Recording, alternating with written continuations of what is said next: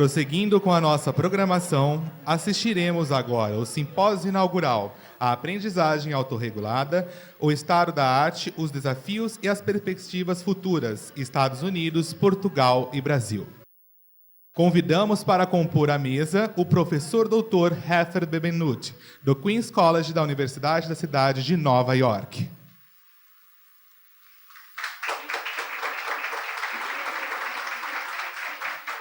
Hefer é professor assistente do Departamento de Serviços Secundários e da Juventude, na área de Psicologia Educacional, na Queen's College da Universidade da Cidade de Nova York. Ele tem mantido uma agenda ativa de pesquisas relacionadas à autorregulação da aprendizagem de estudantes e alunos, aos efeitos de testes de ansiedade na aprendizagem, à autorregulação nas tarefas de casa, às crenças de autoeficácia, à educação multicultural e ao adiamento das gratificações acadêmicas. Tem publicado também acerca das crenças de autoeficácia e da autorregulação de professores. Dr. Benvenuti leciona em cursos de graduação e pós-graduação, nas áreas de psicologia educacional, instrução e tecnologia, desenvolvimento humano e aprendizagem, gerenciamento de sala de aula e educação multicultural. Convidamos a professora doutora Ana Margarida Veiga Simão, da Universidade de Lisboa.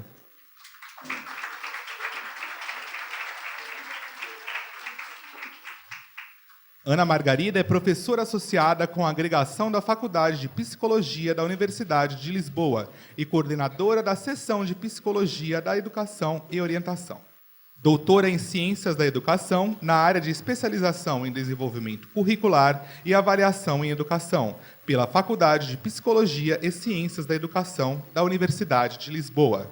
Atualmente, é professora da graduação e pós-graduação. Atua também como co-coordenadora do Programa de Doutoramento em Psicologia da Educação Interuniversitário, Coimbra e Lisboa.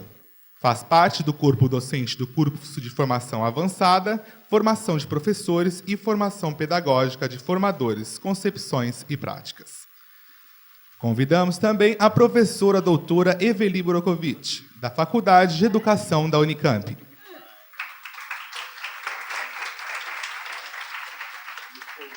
Eveli é professora titular do Departamento de Psicologia Educacional da Faculdade de Educação da Universidade Estadual de Campinas. É PhD em Educação pela University of Southern California, tendo como área de concentração a Psicologia Educacional e é membro da Comissão de Pós-Graduação da Faculdade de Educação da Unicamp e do corpo editorial de várias revistas brasileiras e internacionais.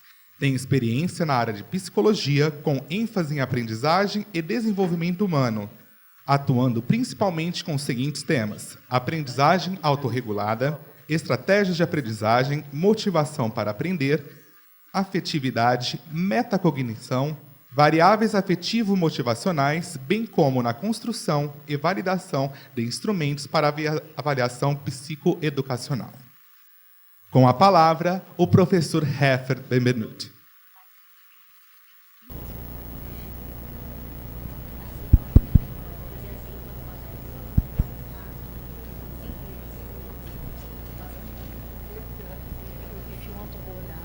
I will. Hello. I'm sorry that you had to be having that in your hearing. It is my honor to be here with you today. It is my honor to be here with you today. I found this country an amazing country. I have traveled to other places, but this place made me feel in love with everything here.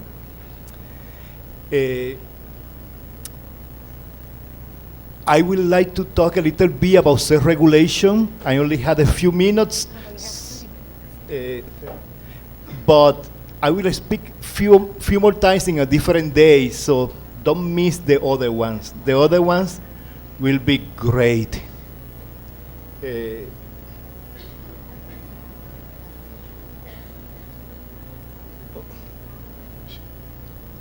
I don't know how to use this, so you use it. Put it back. Put it back.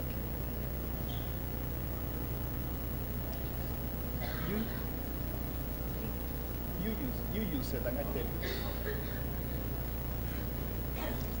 Okay, I would like to say thank you to all of you, particularly Professora Evely and Professora Husar, she's sitting here, and Dr. Lourdes Maria, she's also here in the front, and Marilda, I don't know where is Marilda, someplace around, and Dr. Professor Adriana Martins.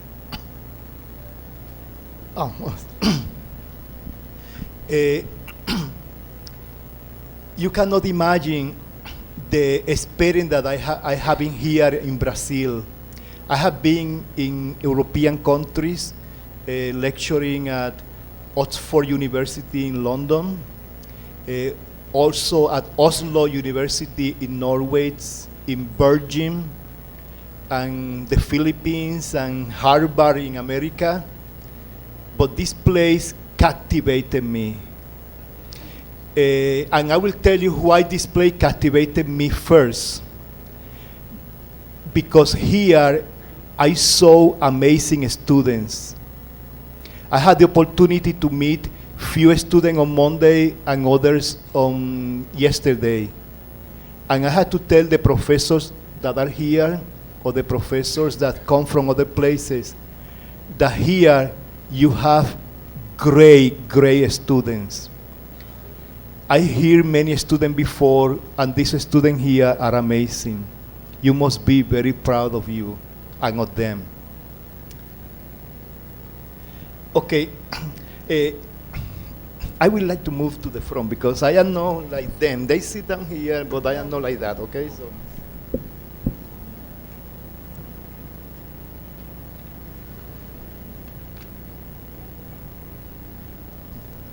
Okay, self-regulation of learning to me is my passion, is my research, is what I do, is what I believe will help a student to learn and teachers to teach and administrators to dealing with their faculty and their students and their other administrators. But self-regulation of learning is a process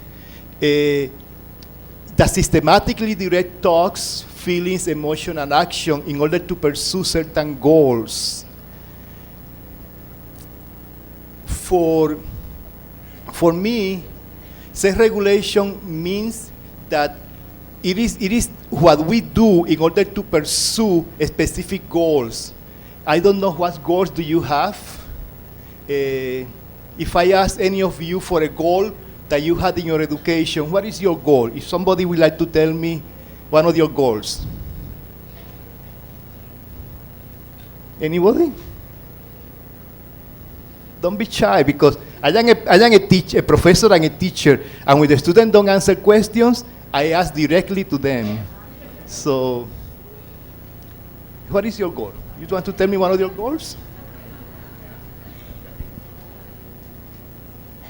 Study motivation. She said that she wants to study motivation. That's very good. But what is a goal? What is a goal? It's something that you really believe that you can fulfill. But then you have to systematically create a process to reach that goal. That goal is not a dream. It's something that is realistic, and you have to systematically pursue that goal.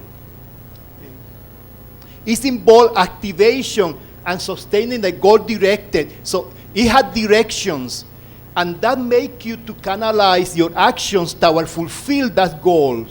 For example, if your goal is to finish a homework for tomorrow or a lesson plan for tomorrow, you have to set the goals and plans. When your friends invite you to a party, like today, maybe your friends or your husband told you, don't go there, stay here with me and make my breakfast, or stay with me watching the baby. And you say, no, I had a goal because I want to learn about self-regulation and motivation, no? So you direct your actions, but also you control your environment. You control your relationship with people. You control your feelings. Also, not only your motivation, but also your feelings. Go ahead, please. The next one. It includes mental activity of attention, rehearsal, use of learning strategy, comprehension monitoring. You have to activate attention, to pay attention to what is good that you need to pursue and also what is not right to pursue. It's not only what is right, but also what you should not pay attention to. And you need to monitor your progress toward working toward that. And that is important, for example, for teachers when they create lesson plans. When the student have problem, you need to create a monitoring toward reaching the goal of helping your students. If you happen to be a student, you need to fulfill certain ways to monitor the way that you are helping yourself to get a good grade in the school, to complete your doctoral program, for example. Self-regulations involve having a purpose of goal, employing goal-directed actions, monitor strategies and actions, adjusting them to ensure success. Because it's not only that you set a goal, you need to adjust them. Because sometimes you said, okay, tonight at 3 o'clock, I'm going to do my homework. But then at 3 o'clock, your baby is sick, for example. The traffic has a problem. You cannot come to the car. Then you have to adjust that in order to plan in a different way, adjusting your plans and adjusting the goals also. Self-regulation and motivation involve wills, your desires, what do you want, your purpose. Include volition. Volition is willpower. And let me tell you, in this country, for what I spoke to the student yesterday, they had a lot of willpower yesterday. Danielle and the other ones that were here yesterday, Amelia, willpower. And you need to have, and as a teacher, you need to have willpower too. I need to have willpower also. To be here in Brazil, I had to do willpower because I'm writing a book. So I said, can I take a few days off? Yes, it's okay.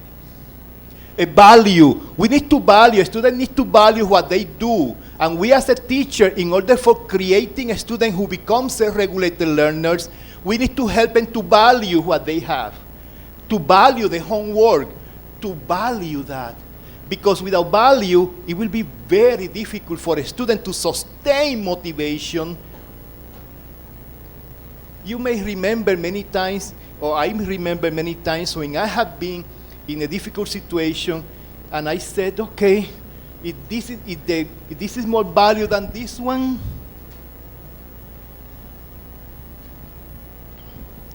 Goal orientation. We need to have goal orientation. Do I engage in this activity because I want to master or simply because I want to perform and get the teacher praise or only the grade? And for teachers, this is important because teachers need to understand what is the motivation that your students have. For example, some of my students come to my office to ask for advice, but they really want me to get the answers to their problems or their papers, but they don't want to master that. And we need to assess that in order to canalize them.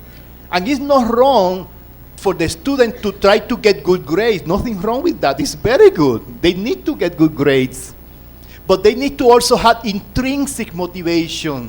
They need to have passion for learning. Like the student yesterday who presented their paper. You were not here, but it was an amazing day yesterday also. A schema. They need to create a schema of who they are. A student needs to start to changing the perception of who they are.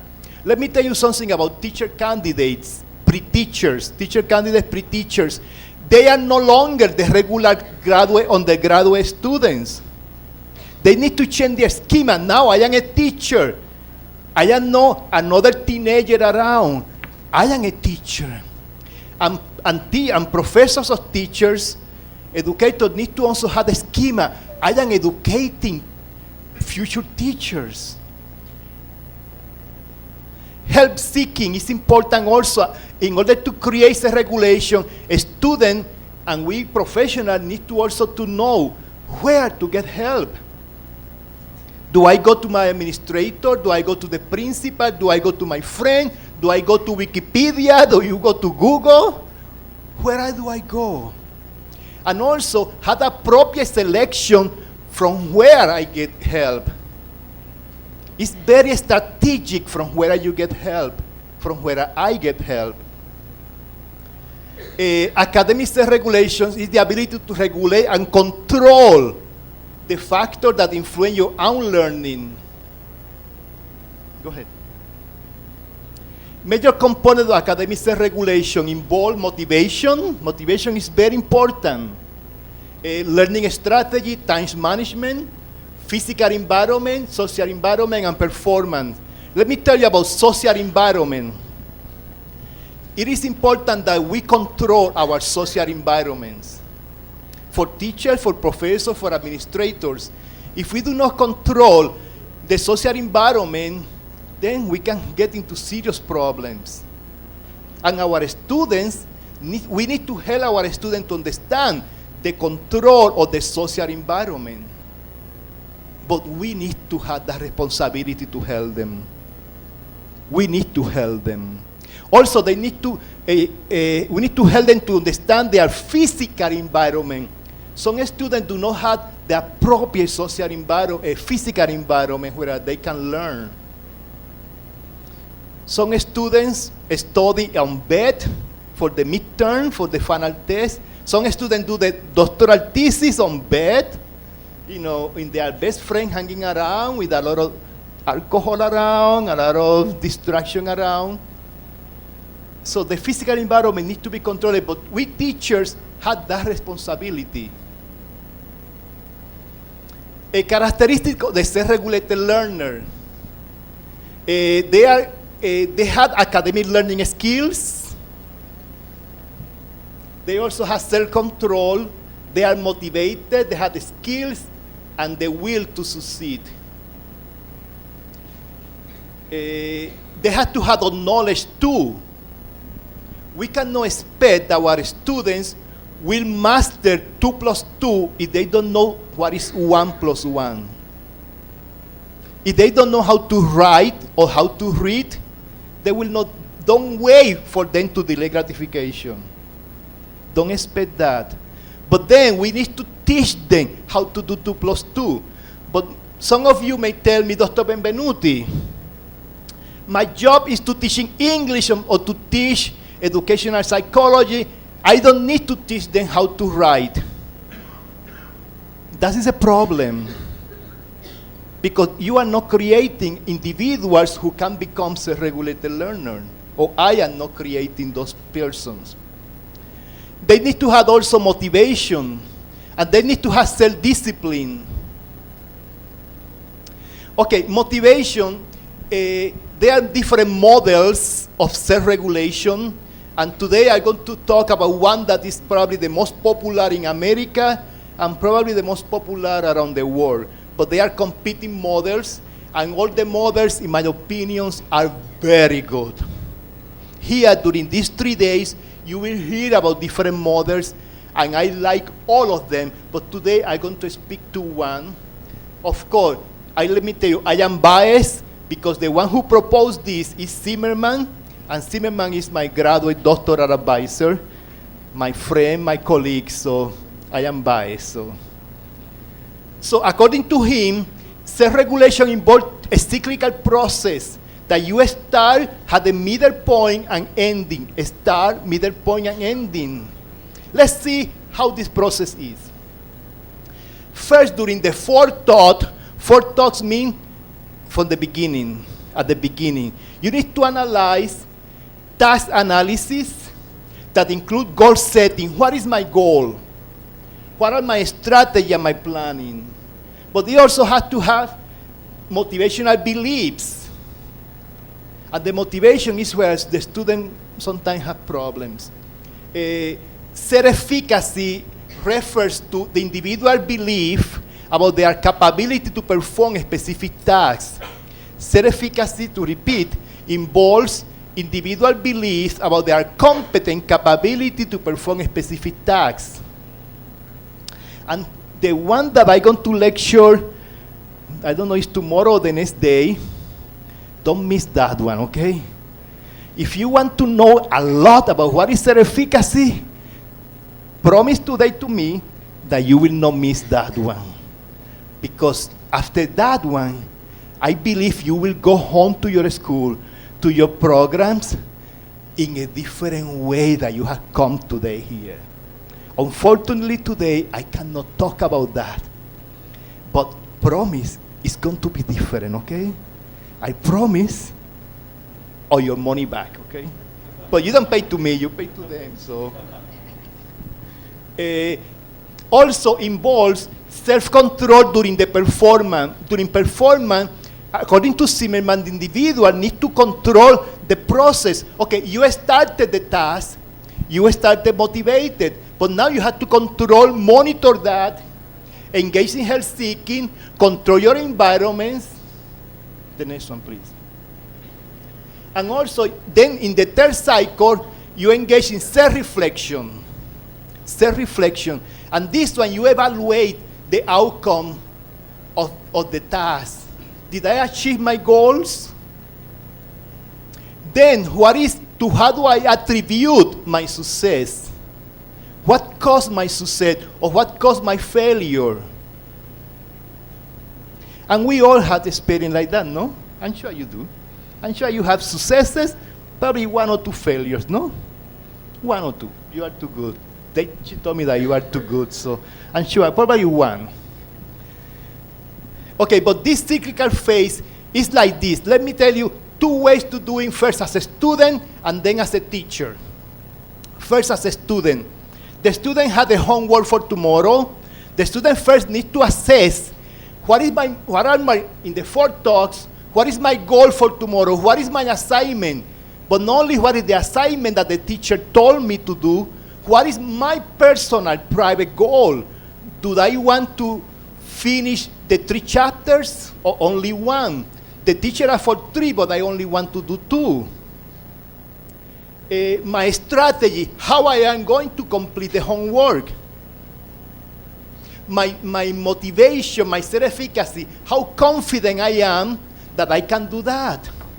Because if I am not confident, the homework will be garbage, most likely. During the 4th thought, you evaluate your strategy, but then you start working on that. The homework, then you have to monitor how the homework is coming. Do I am making progress? And I am successful? From where I get help? From my teachers, from my peers, from my parents, from where? And then, after that, I engage in self-reflection. I finish the homework. How does that work? I am happy for that? Or I am not satisfied. Then I have to start again and find out where is the problem.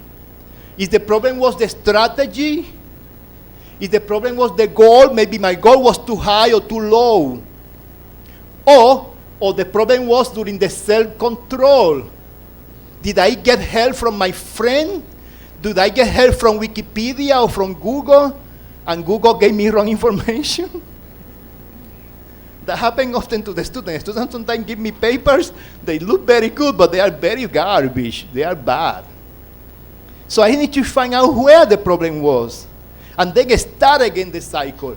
But then for teachers' preparation plans, that was a student. But for teachers, because let me tell you, self-regulation is the same for a student as for teachers.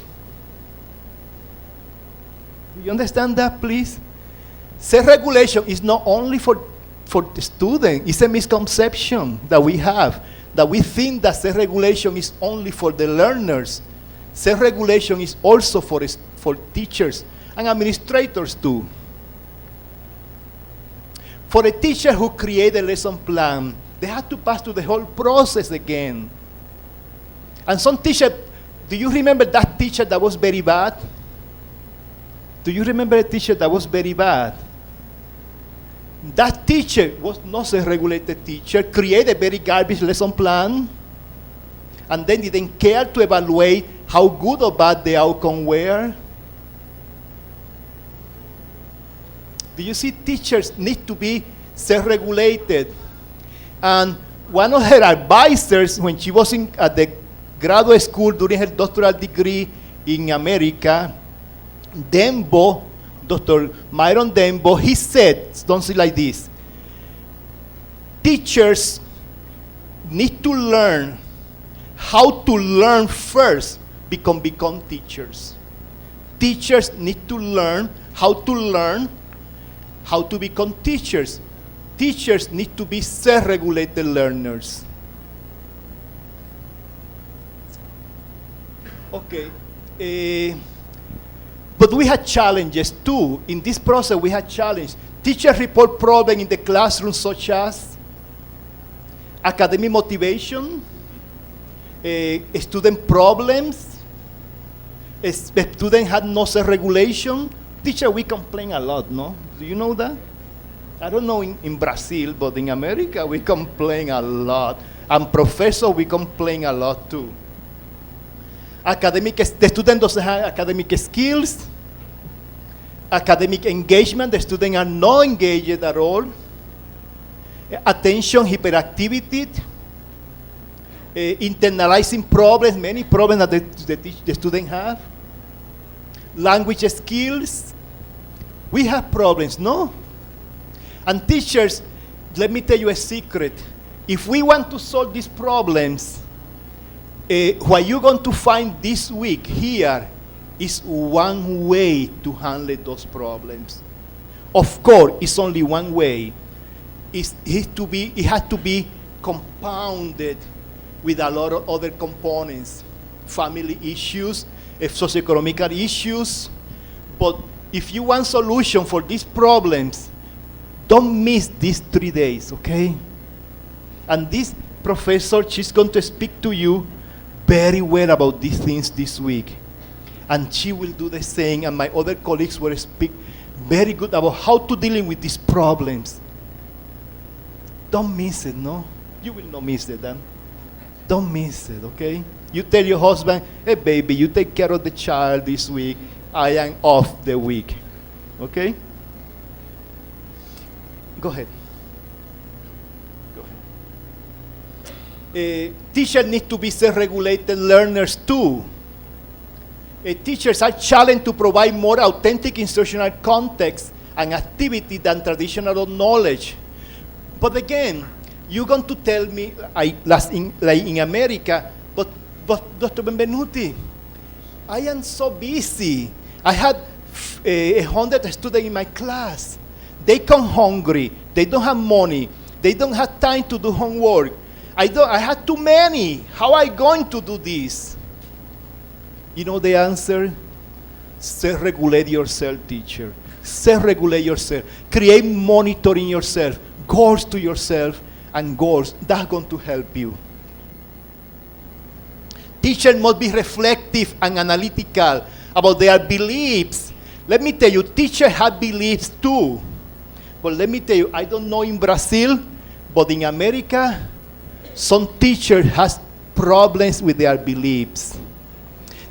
Some of them do not have confidence that they can teach and that they can teach well. They believe that they can teach to the very good ones, to those who come with very high IQ, for those who have very high socioeconomic status. But they forgot about the poor ones. They forgot about the hard ones, the one who had no motivation. And let me tell you something, I don't know here, but in America, I had dealing with teachers who have bias about students. African Americans in America, some teachers have problem with them. And I'm sure in Brazil, we have blacks here in Brazil. People of color, people of minorities. You have people with different genders orientation. In America, we have some problem with that. I don't know in Brazil. But we have serious problem with that. And teachers sometimes ignore those. Self-regulation. If you engage and I engage in self-regulation, those problems could be dealing with. we can deal with those problems. But ignoring minority student gender, sometimes we forgot about males, or sometimes we forgot about females. We forgot about students with disability, a student who has reading disability. Self-regulation help a reading disability. A student with hyperactive attention disorders. Do you see? We had a lot of things that we can do. Self-regulation, listen me, self-regulation is hope. Self-regulation is, I can do it. Self-regulation, I can do it, and I'm going to have the skills about how to do it. Because it's not only that I believe, it's that I have the skills. Listen, the differences and the importance of self-regulation is that I believe that I can do it, and I have the skills. And I believe my student can learn, and I am going to help them how to learn. Because self-regulation is not just I believe that you are great. It's not like that. You are great, and I'm going to help you to how to become great or greater. Do you see that differences?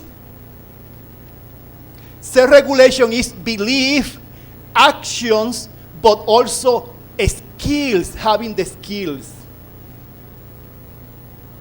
Teachers must acquire the deep understanding of cognitive and motivational problems and principles of learning. Some teachers said, I don't care about the theory of motivation. I don't care about research. Sorry, I'm very sorry to tell you. Effective teachers know theory.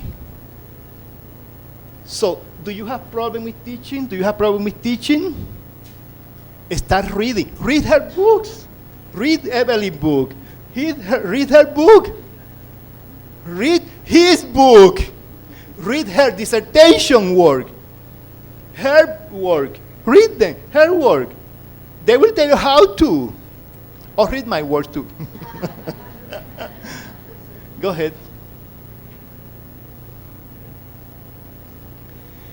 Teachers can model and promote self-regulated learning to their students. In classroom, we can model that. When you write on the board, write your own goals, tell the student how you are monitoring your teaching, help the students. The student will like that. And they will avoid classroom management problem. Do you know the secret of classroom management? Self-regulation. Of course, there are many other factors. Self-regulation is not the only one, okay? Need to have an awareness of thinking, use of strategy, and situated motivation. Can foster a strategy and motivated students rather than exclusive delivering curriculum and management classroom. Some teachers worry too much about classroom management problems. And honestly, it is a big problem, no? Classroom management is such a big problem. But I'm going to tell you to focus on something else. First, focus on yourself and myself, and then that's going to guide me about how to help my students. At least it's working for me. And I tell you, it's worked for me very well.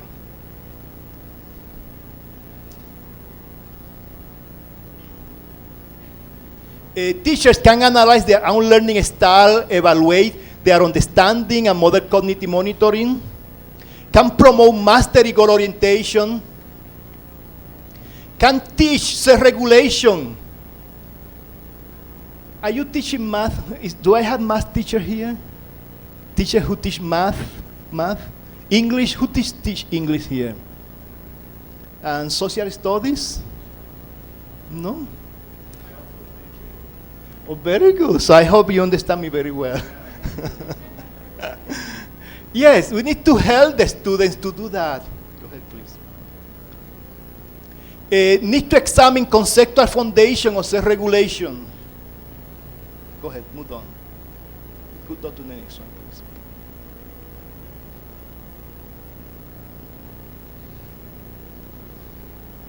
Go ahead, please. I am skipping because I have a few minutes only, okay?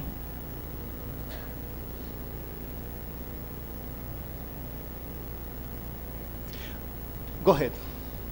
I almost done, so don't worry. Go ahead. Okay, Dembo is her friend. Yes, great friend of mine too, okay? So he said, a teacher's content area is not enough. Look at Dembo. Dembo is a professor in America, in California. He proposed that future teachers also need to learn how to learn and how to self-regulate their learning process. Go ahead to the next one. More Dembo. Dembo suggests that if teachers acquire self-regulatory skills in their own learning, they may be better able to willing to model and teach this skill in their own classrooms. If pre-service teachers find that learning self-regulatory skills improve their own learning, they may come to value the skill and teach them to their future students. And also the professors here who are teaching education, I hope that you get this understanding very well, okay? Let's go to the second to the last. Second to the last.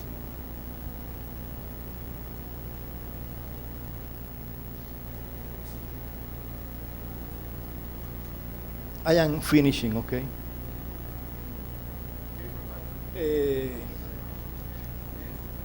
Conclusion, okay? No, okay.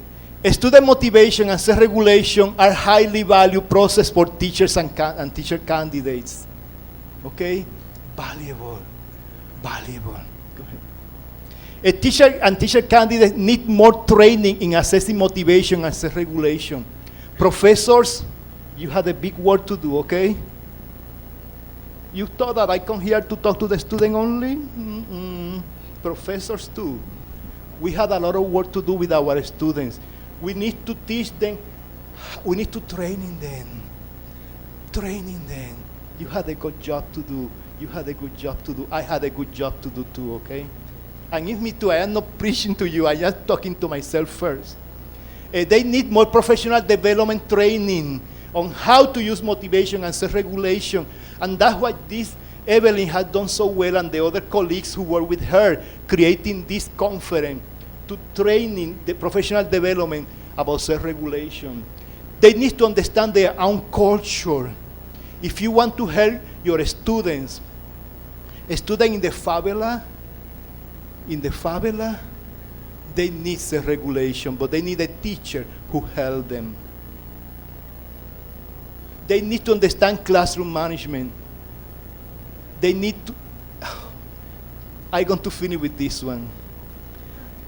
If you want self-regulation class and peers and students, we need to do this. We need to celebrate diversity, because self-regulation, listen this, self-regulation without celebrating diversity and equity is garbage. It's a wasting of your time. If we don't celebrate gender differences, ethnic differences, language differences, cultural differences, ability differences, don't try self-regulation.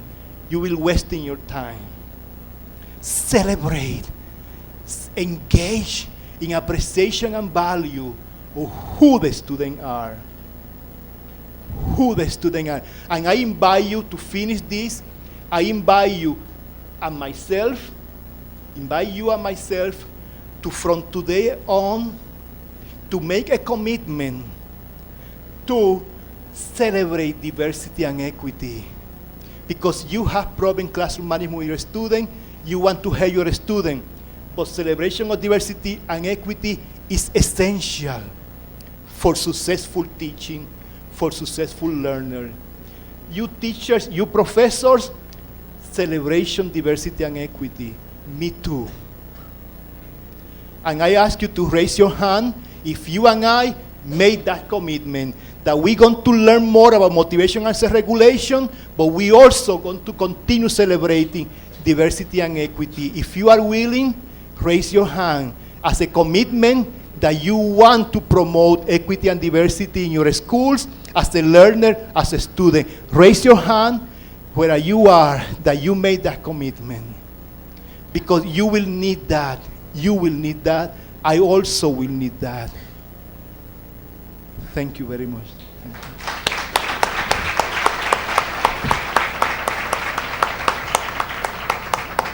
Thank you, Professor Heffen. Gostaríamos de convidar agora a professora doutora Ana Margarida Veiga Simão, da Universidade de Lisboa, para proferir a sua palestra. Muito bom dia. Eu, em primeiro lugar, quero-vos dizer que é com enorme prazer que eu estou aqui hoje. Agradeço o convite muito amável da organização deste evento, deste primeiro Seminário Internacional de Aprendizagem Autorregulada e Motivação, na pessoa da professora Eveli, que tive o prazer de conhecer em Lisboa e de voltar a estar agora aqui com ela, e de toda a equipa, não é? De todos os colegas. Eu não vou nomear o nome de todos porque são muitos. Deixem-me fazer uma nomeação mais particular de uma amiga e colega, a Lourdes Frisson, com quem tenho trabalhado muito particularmente, e uma outra colega que também está aqui, com quem tenho trabalhado, são sim as colegas da Universidade, que é a professora Vera Debs. E, portanto, tem sido a minha amarra ao Brasil. Dizia-me a Lourdes, antes de eu vir desta vez, agora ao Brasil, perguntava se eu queria alguma coisa, se eu precisava de alguma coisa. Eu digo, Lourdes, não te esqueças que eu sou local. Portanto, o Brasil, para mim, são os meus colegas, quando trabalho com os estudantes e com os alunos, são os meus alunos, este sentimento de posse, os meus colegas, os meus alunos, a nossa comunidade da língua portuguesa, que eu acho que é muito importante nós trabalharmos e fazermos investigação, utilizando, e nós temos tentado muito fazer isso, a língua portuguesa, e portanto também com Moçambique, com Angola, com outros países que falam português, e temos particularidades, realidades diferentes, mas temos também esta língua que nos une e que, portanto, temos também a sorte, nós portugueses, do Brasil ter hoje, para nós conseguirmos publicar já em muito boas revistas do ponto de vista internacional. O Brasil tem conseguido colocar revistas do ponto de vista internacional com grandes já fatores de impacto, como hoje nós estamos sujeitos a cumprir para a nossa internacionalização, e portanto para nós portugueses, país pequeno, é muito importante todo este trabalho que temos realizado com o Brasil. Portanto, estes são os meus agradecimentos e muito particulares, e como vos digo, sinto-me em casa. E como me sinto em casa, também falo português de Portugal, mas já me sinto a falar um português do Brasil também, e portanto com muita misturada no meio, e espero conseguir passar a minha mensagem. Portanto, a ideia hoje é passar uma mensagem. E nesse sentido eu tinha pensado sair daqui e ir falar como eu gosto, mas não vou fazê-lo. Não vou fazê-lo por uma razão simples. Tenho um conjunto de slides que tem uma lógica e que eu quero passar esta mensagem, é esse o meu objetivo. E nesse sentido eu preciso de me autorregular para o conseguir. Se eu fosse para ali, eu ficava no segundo, terceiro ou quarto e era capaz de gastar os meus 30 minutos só a falar e a conversar convosco sobre isso.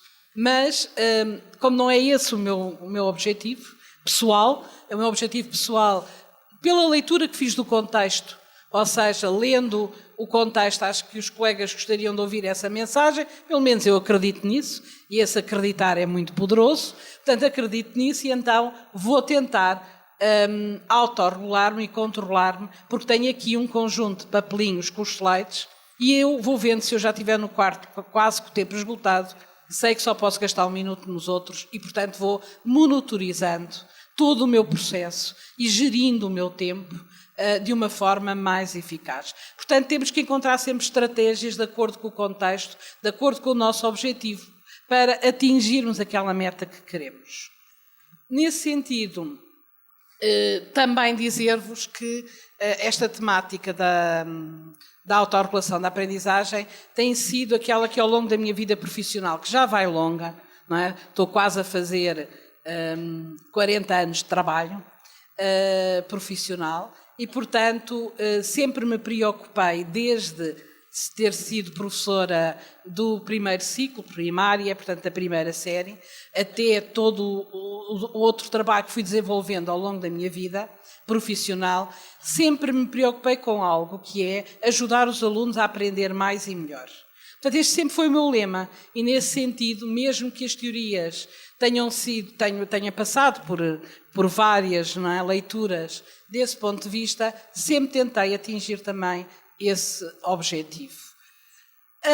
O tema da autorregulação da aprendizagem é apaixonante, a aprendizagem é autorregulada. Infelizmente para nós portugueses, de língua portuguesa, portanto não é portugueses no sentido de Portugal, falantes de língua portuguesa, a tradução da autorregulação é uma má tradução, porque parece que é uma regulação só. Não, autorregulação é o self-regulation, e portanto o eu que regula, e o eu que regula com vários aspectos, a sua cognição, do ponto de vista metacognitivo, emocionalmente, motivacionalmente e contextualmente, mas também o eu que regula com os outros, não é? E muitos autores falam em heterorregulação, mas não é necessário, na minha perspectiva, porque o eu é que regula com o outro e os outros fazem parte nesse sentido. Portanto, temos assim alguns problemas, às vezes, do ponto de vista conceptual, exatamente pela questão de tradução para o português desta palavra. Portanto, dizer-vos que o tema é muito desafiante, que é o estado da arte, desafios e perspectivas futuras. E eu vou seguir estes 3 temas, estado da arte, desafios e perspectivas futuras. No estado da arte, eu peço-vos desculpa pelo seguinte, nós não temos ainda um estado da arte feito sobre os estudos que em Portugal, neste caso que me compete a mim, desenvolvemos. Portanto, nós não temos ainda fóruns nem um trabalho de meta-análise nesse sentido. Portanto, vou tentar trazer aqui os estudos, claro, sempre mais centrado no meu grupo de pesquisa, mas sempre fazendo a ponte com outros grupos de pesquisa com quem também tenho relações e com quem trabalho, e, portanto, tentando dar um pouco essa perspectiva, não podendo dizer que seja uma meta-análise, não é? Nesse sentido. Passando um bocadinho a publicidade, o meu grupo hoje chama-se Psicologia da Educação e da Orientação, tem 3 grandes programas, tem o programa de estudos da autorregulação da aprendizagem, que existe desde 2004, tem também um programa de estudos do cyberbullying, hoje um tema que temos trabalhado e que temos vários projetos em execução, e o programa de estudos da carreira, transição e desenvolvimento vocacional e profissional, onde muitos dos estudos também, que vos vou falar aqui, se inserem aqui, porque utilizamos o conjunto da autorregulação da aprendizagem como referencial teórico para estes estudos. Dizer-vos também que neste nosso grupo temos o prazer de ter parcerias e ter já colegas do Brasil que fazem parte deste nosso grupo de investigação. Do ponto de vista, então, do estado da arte, quais são as duas grandes áreas com que nós trabalhamos? Por um lado, os temas centrais são compreender os processos psicológicos, internos e transacionais, que tornam possível ao indivíduo dirigir o seu próprio comportamento em função da meta. O professor Benedito acabou de vos detalhar esse processo, portanto, a autorregulação como um processo, uma ação, e, portanto, os estudos na área da compreensão dos processos psicológicos e também a compreensão dos contextos, mais centrado nas crenças, concepções, práticas educativas, quer de pais, quer de professores. Portanto, são os 2 temas centrais, no fundo, com que a investigação em Portugal tem trabalhado.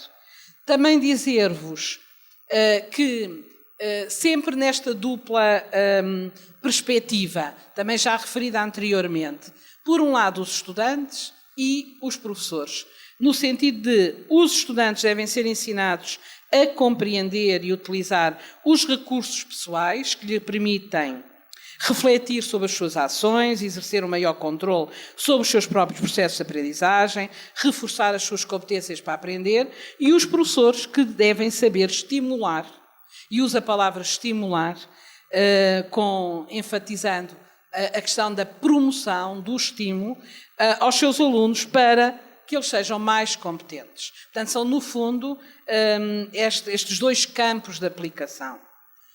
Dizer-vos também que, em Portugal, a perspectiva, a abordagem teórica predominante é, sem dúvida, a sociocognitiva. Não quer dizer que não possam encontrar alguns trabalhos numa perspectiva mais operante, mais cognitiva, mais vigottiana ou mais do processamento da informação, inicialmente. A professora Eveli falou aqui, e muitos dos trabalhos começaram exatamente por aí. Volitiva, em alguns trabalhos, muito influenciado pela Corno americana, portanto, que trouxe muito esta ênfase, mas encontramos mais trabalhos na lógica sociocognitiva. Como é que é definido, mais do ponto de vista conceptual, este construto e, no fundo, todos os autores em Portugal acabam por aceitar esta definição, que, embora não sendo consensual, de qualquer forma é aquela que mais próxima, que é a autorregulação como, por um lado, um processo multidimensional, portanto tem as tais dimensões cognitiva, metacognitiva, motivacional, contextual, comportamental, emocional, e por outro lado como um processo cíclico, não é? De antevisão, de monitorização e controle e de reflexão, avaliação. Nem todos os autores utilizam este mesmo modelo, nós próprios iniciámos os nossos trabalhos com um modelo um pouco diferente, outros modelos como o Pinterich, também muito importante pela ênfase que deu ao contexto, infelizmente faleceu e podia ter sido um autor extremamente importante na continuação dos trabalhos. Também outros modelos como a da Buecart, mais centrados na regulação do eu, do self, e que, portanto, também nos trazem outros aportes também importantes nesse sentido. De qualquer forma, também dizer-vos que a autorregulação, portanto, quem é o autor mais citado em Portugal? Zimmermann, é um facto, e, portanto, é ele que se deve, e verdade seja dita, não é, este trabalho mais pormenorizado dos processos intervenientes nas diferentes fases da autorregulação, portanto, é, sem sombra de dúvida, um autor de referência. Talvez também vos possa dizer, eu acho que é um anterior a esse, a seguir a esse, não há outro? O do campo de aplicação, ok. Mas eu já referi, podes passar. É o outro.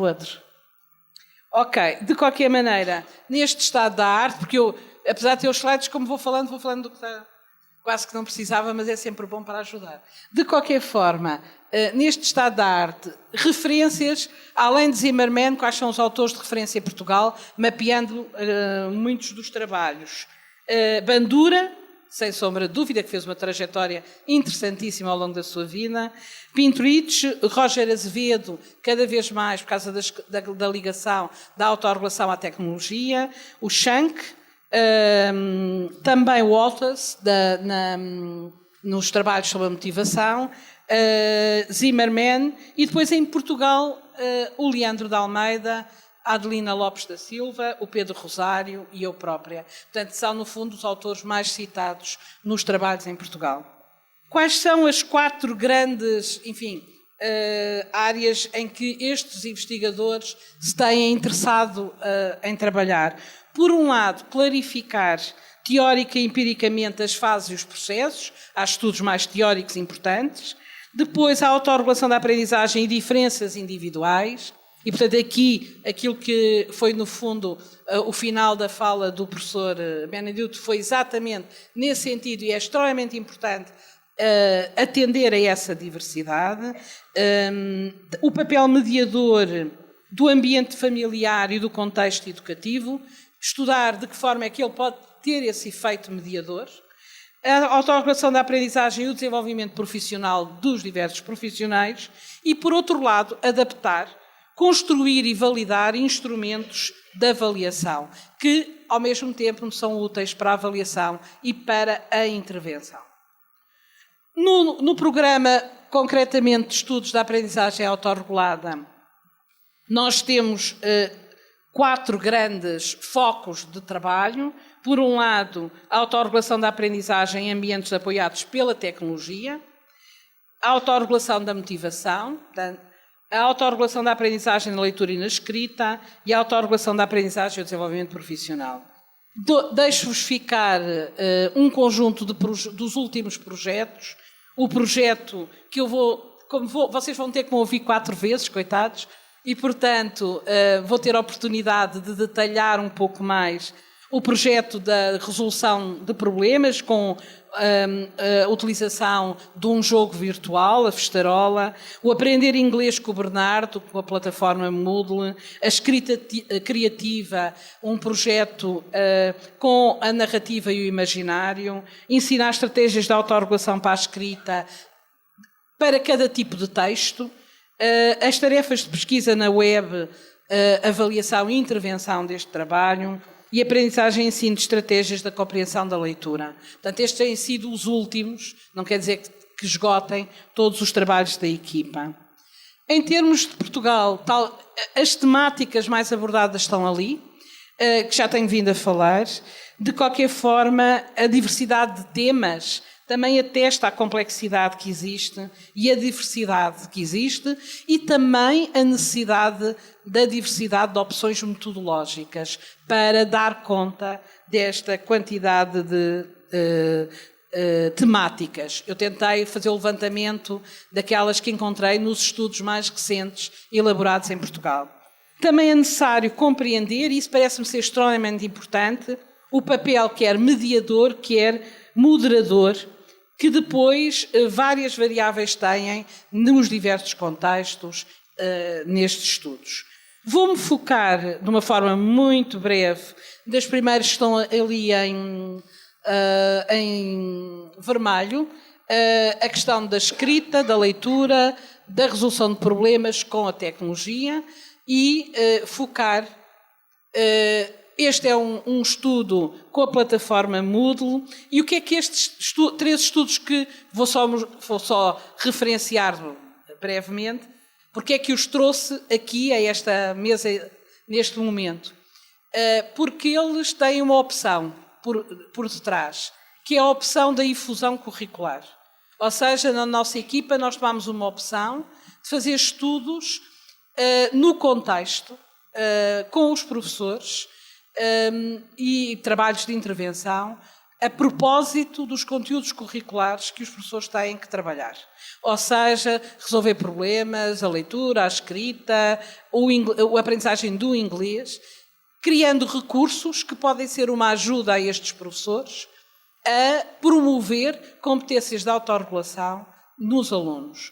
Por exemplo, neste caso de aprender inglês, nós criámos a plataforma Moodle adaptada para crianças, com uma personagem que vai dando uma série de indicações, de lembretes, que vai pedindo para que ele olhe para si próprio, que reflita, que escolha, faça escolhas e que, portanto, tome decisões, quais são, e, ao mesmo tempo, nós depois, para avaliar a eficácia, portanto, as potencialidades deste programa, utilizamos quer medidas mais pontuais, enfim, de escalas, quer medidas de processo, como os diários, quer também medidas de desempenho. Ou seja, se eles aumentaram, se o nosso objetivo do ponto de vista do inglês era aumentar o vocabulário, ou era que eles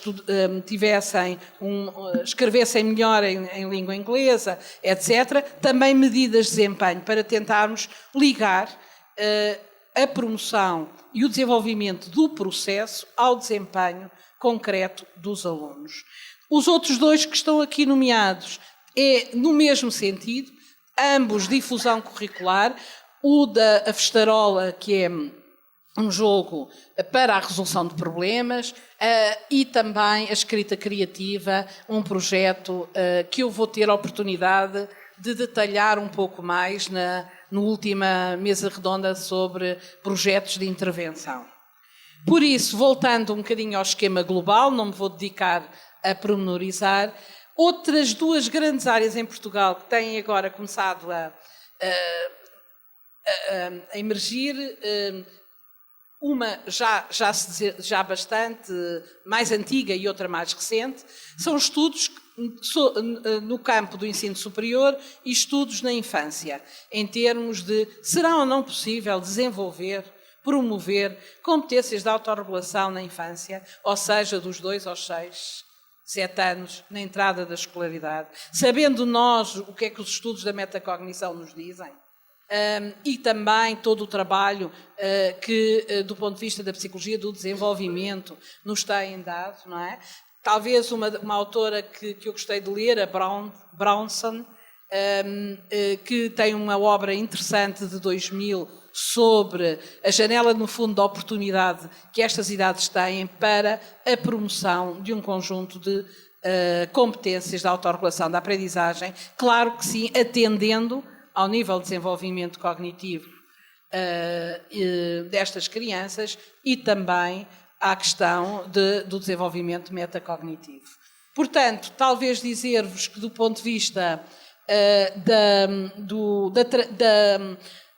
destes estudos sobre a infância, o trabalho tem sido, podes colocar porque tem as duas referências que eu gostaria de colocar, muito obrigada, tem sido muito também com a preocupação das transições. Para Portugal, a transição faz-se dos 5 para os 6 anos, não é? Do pré-escolar para o primeiro ciclo. Depois a transição, também há estudos na transição do 6º para o 7º ano, para nós portugueses, do 9º para o 10º e do 12º para a universidade. Portanto, muitos estudos, por exemplo, há aqui exemplo desses estudos. Vocês conhecem bem no Brasil os estudos do Pedro Rosário, que trabalha muito ao longo também destes vários ciclos, não é? E, portanto, transversal nesse sentido. Aqui a preocupação desta transição escolar é, no fundo, perceber até que ponto é que é possível construir alguma intervenção que apoie esta autonomia do estudante ao longo, não é, dos momentos em que ele tem que fazer essa transição. Nós tivemos a sorte de, para perceber melhor, afinal, é ou não possível? O que é que pensam os investigadores? O que é que pensam os professores? O que é que pensam os educadores desta ideia da autorregulação da aprendizagem na primeira e segunda infância? E então tivemos, o Zimmermann foi um dos nossos entrevistados, portanto, temos 23 investigadores que nos responderam, muitos internacionais, o Outbury, o Zimmermann e depois o Pedro Rosário, a Adelina Lopes da Silva, etc. A Lourdes Frisson também foi uma das nossas investigadoras, no fundo, e também alguns professores no terreno do primeiro ciclo de educadoras de infância e professores do desenvolvimento curricular e professores da infância, não é? Portanto, que trabalham da formação de professores e, portanto, todos eles nos deram esta ideia de que é uma janela de oportunidade e que nós temos que trabalhar com ela, não é? Não vou detalhar o estudo, mas para vos dizer, ele está publicado. E então, a partir daí, construir instrumentos que possam apoiar a prática educativa dos profissionais e também estudar, e nesse momento temos 3 estudos que estamos a desenvolver, também estudar a utilização dessas estratégias por crianças. Principalmente temos trabalhado no ano antes da entrada no primeiro ciclo. No ensino superior, os estudos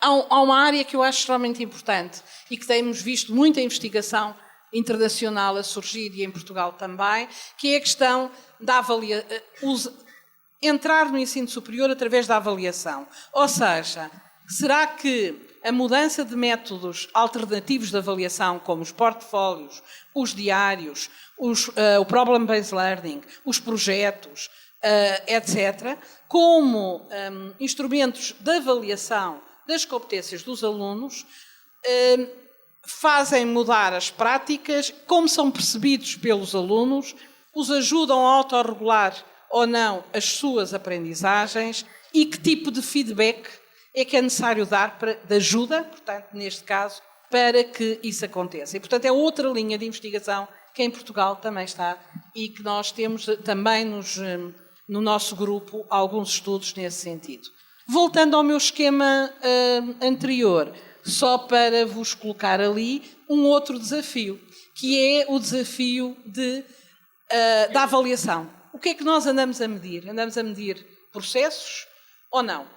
Já que a definição da autorregulação é que ela é uma ação, é um processo, é multidimensional e é cíclica. Será que é possível captar, tornar visível tudo isto? Ou seja, quando nós usamos uma escala, ela é pontual, é num determinado momento. Muitas vezes é geral, nem é específica. Cada vez mais a investigação tem apontado, nós temos tentado também acompanhar essa ideia de utilizar as escalas e validá-las para tarefas específicas.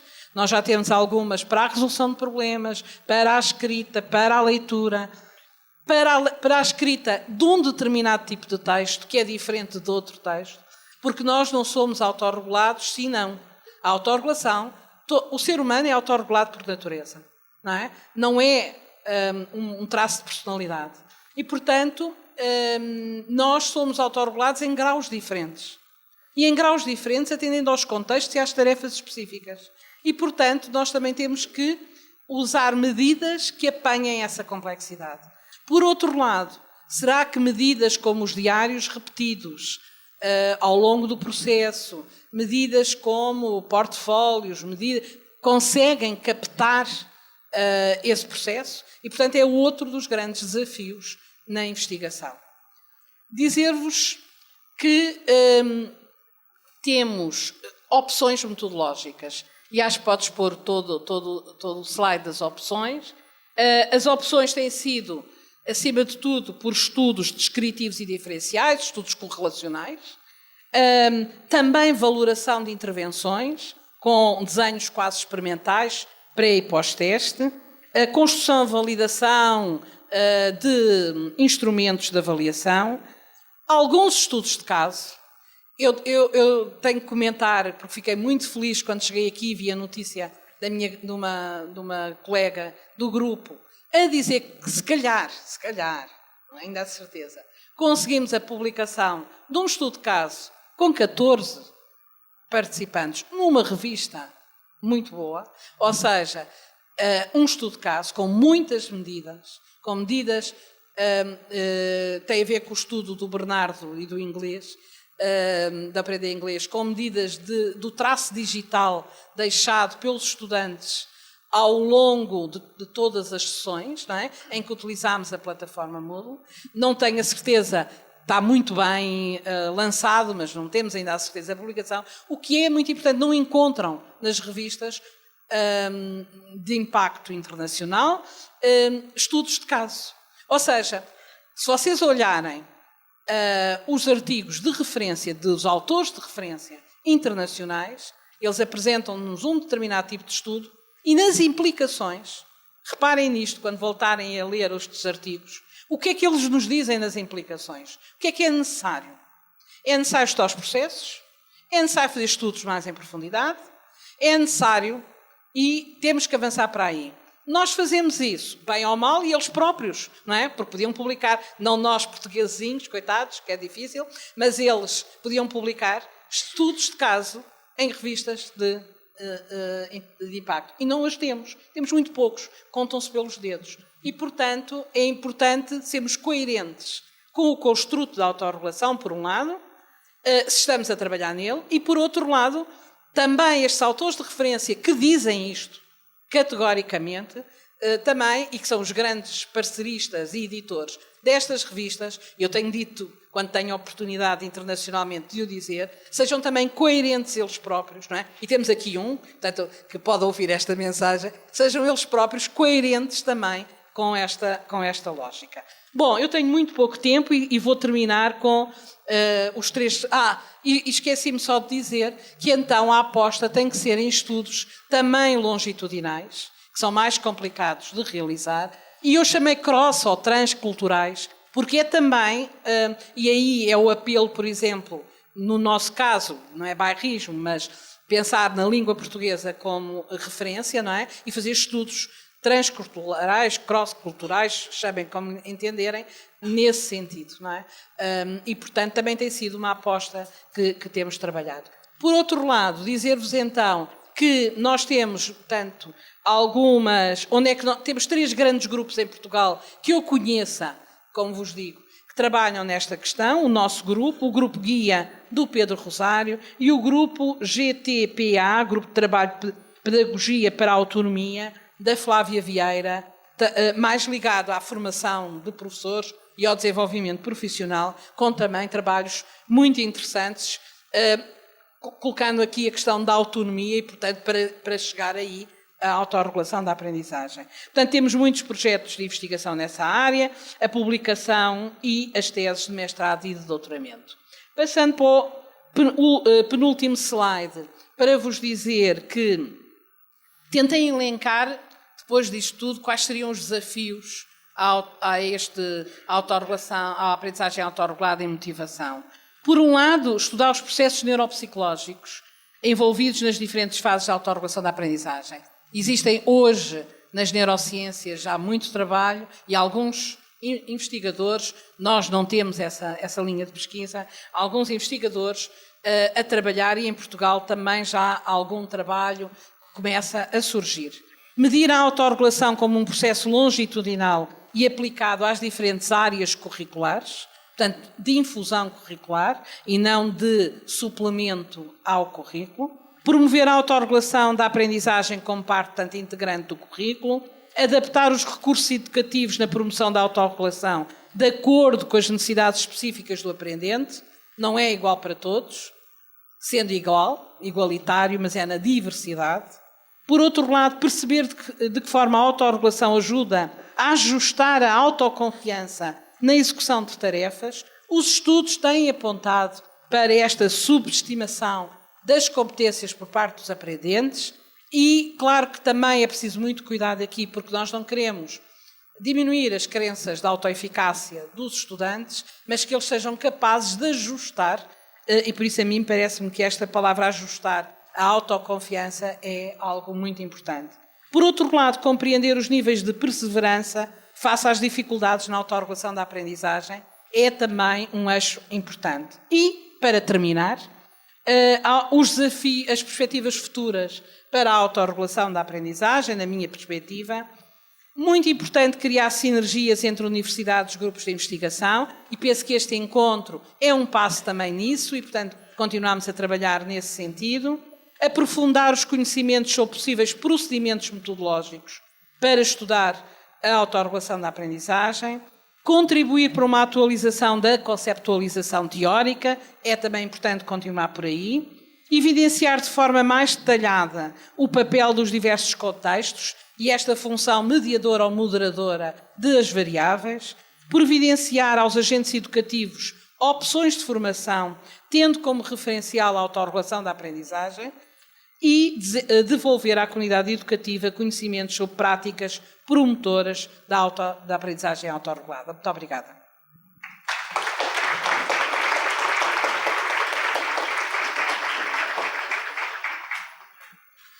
Obrigado, professora Ana Margarida.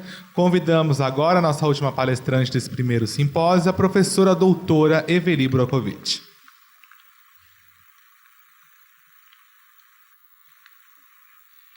Gente, bom dia a todos. Queria agradecer a presença de todos e dizer que assim foi muito bom ouvir o professor Effer, que fez uma recuperação do modelo, né, considerando a diversidade da plateia. Acho que foi muito ilustrativa a fala dele.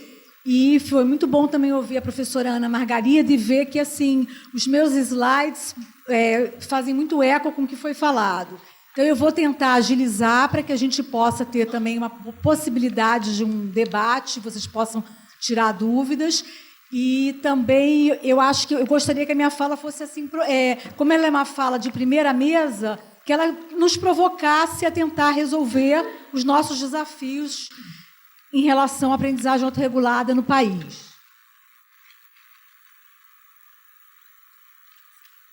Bom, como eu falei na minha abertura, eu fiz uma recuperação histórica. Eu acho que a autorregulação entrou no Brasil pela palavra metacognição e pelos estudos da motivação. E eu percebo assim, que até 1995 os trabalhos eram muito teóricos. Eram estudos, eram artigos que pensavam, que vislumbravam assim, quanto esse modelo, quanto essas variáveis eram muito promissoras. E que nos faziam pensar também que a inteligência não dava conta de tudo, quanto que as variáveis psicológicas elas tinham um poder enorme como mediadoras de um bom desempenho do sucesso escolar e acadêmico. Eu acho que a partir de 97 a pesquisa mesmo sistemática começa a surgir. Aí fiquei pensando como éramos, né, nós éramos muito teóricos, como estamos hoje, e a conclusão que eu chego, por um lado, é que nós avançamos muito. Né? Quando eu fiquei preparando, falei, nossa, nós já temos isso, mas eu tive que pensar nas perspectivas futuras também, aí eu vi que a gente está bem, mas não está tão bem assim. A gente poderia, considerando os anos, né, pensando que em 82 essa palavra entrou aqui, a gente poderia ter avançado um pouco mais. Então, eu fiz uma análise pensando nos estudos brasileiros. Com certeza, eu acho que eu não vou estar incluindo todo mundo, porque eu acho que esse seminário vai estar me dizendo também quem são essas pessoas que estão fazendo e que eu ainda não consegui identificar. Até porque identificar é difícil, porque você olha pelos artigos publicados, aí você pensa, deixa eu pensar as teses que a pessoa orientou. Enfim, aí às vezes não está na tese ou não está no artigo e a pessoa está realmente fazendo algum projeto, aparece num resumo. Então, acho que esse evento vai nos ajudar a mapear muito também. Bom, eu penso assim, quando a gente pensa na autorregulação no Brasil, sem dúvida, a palavra-chave é o professor Barry Zimmerman. Eu acho que ele foi o modelo mais adotado. Ele, por sua vez, assim, teve ele estudou com Bandura. O modelo é baseado nos ensinamentos do Albert Bandura. E eu diria o seguinte, quando a gente pensa, a gente vê que tem vários grupos no Brasil, eu consegui identificar alguns. E aqui na Unicamp tem 2 grupos que trabalham com autorregulação. Tem Pelotas, tem a PUC Campinas, tem a UEL, que trabalha com uma variável muito forte da autorregulação, que é a motivação, a PUC-RS, PUC Curitiba. Fiquei pensando em vários e eu acredito que tem vários outros caminhos, tem a Federal de Goiás também, alunos meus já estão trabalhando com autorregulação também, meus primeiros orientandos. E eu acho que assim, o Zimmerman ele foi o mentor dos estudos nacionais. Agora, as pessoas trabalham com o Zimmerman de uma forma diferente. Tem pessoas que se atrelam, tem grupos que se atrelam mais à literatura, eu diria que assim, a literatura norte-americana, e tem grupos que pegam o Zimmerman pela literatura portuguesa. Né? Eu acho que eu estou meio in between, assim, eu acho que eu faço as duas coisas. E lembrando que, assim, com certeza, assim, além do Zimmerman, existem vários modelos de autorregulação, né? E eu acho que é importante que esses modelos sejam conhecidos, porque são modelos muito interessantes. Agora, eu acabei fazendo uma opção pelo modelo do Zimmerman, porque, para mim, ele, considerando o que a professora Ana Margarida falou, em relação à questão da multidimensionalidade do construto, eu acho que é um modelo que melhor integra as variáveis cognitivas, metacognitivas, afetivas, motivacionais e sociais relacionadas à aprendizagem autorregulada. Eu vejo que nós temos aqui no Brasil, nós temos assim 3 frentes investigativas principais. Os estudos que são de natureza descritivo-correlacionais, os estudos que são de intervenção, Na realidade, a gente começou muito, que foi muito assim, sadio da nossa parte, começar tentando descrever, conhecer, correlacionar, antes de partir para a intervenção. E nós temos de intervenção, e, evidentemente, assim, quando você começa a pesquisar sobre um assunto no país, a primeira questão que vem é como que nós vamos medir. Então, também temos assim muito estudo na questão de construção, validação, tradução, adaptação de instrumentos. Agora, assim, quando eu penso assim, em termos de problemas, eu penso assim, eu acho que a maioria dos trabalhos, quando eu faço um levantamento, eu acho que a maioria não investiga processos autorregulatórios, nem a autorregulação em si. Eu acho que a gente acaba investigando a autorregulação via variáveis relacionadas a ela. Então, assim, eu acho que um desafio é tentar pensar como que a gente pode mensurar processos autorregulatórios, como que a gente pode criar medidas que possam captar mais esses processos, sejam elas qualitativas ou quantitativas. Eu acho que tem que ser mais qualitativo mesmo, e é uma dificuldade de fazer. A gente tem uma dificuldade maior de fazer pesquisa qualitativa. Eu acho que outro problema que a gente tem quando a gente pensa nos estudos descritivos correlacionais é a maior parte deles trabalhou com uma variável em relação à outra. Por exemplo, estratégias de aprendizagem em relação ao desempenho, estratégias de aprendizagem em relação ao gênero. A gente tem delineamentos assim, muito pequenos, que não necessariamente levam em conta um conjunto maior. Claro que existem, mas não é na sua maioria. Tá? Então, eu acho que a gente precisaria avançar também, tentar ter medidas, assim, medidas mais combinadas das dimensões da autorregulação. E eu acho que só poucas dimensões foram contempladas. Eu acho que assim, a gente tem muito pouco estudo da regulação social, eu acho que é o que menos a gente encontra, da questão da corregulação, de como se dá a construção social do conhecimento. E a gente tem mais estudos que mapeiam as dimensões cognitivas e metacognitivas da autorregulação.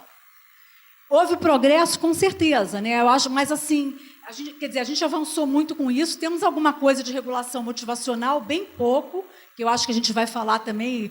Eu e a professora Luísa temos preparado mais para frente. A gente avançou muito na motivação, mas não na regulação da motivação. E eu acho que, assim, sem dúvida, a gente tem um estado da arte bacana, com certeza.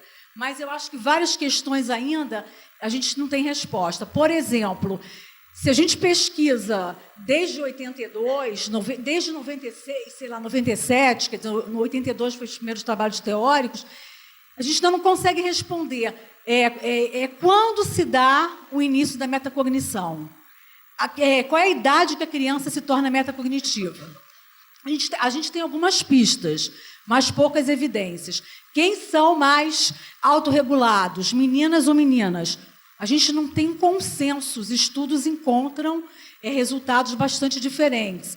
Temos, como o professor Benvenuti falou, nós temos poucos estudos também com grupos minoritários, grupos étnicos raciais. Quando a gente pensa na questão da intervenção, eu acho que assim cai naquele mesmo problema. A gente acaba intervindo em variáveis relacionadas, mas não nos processos.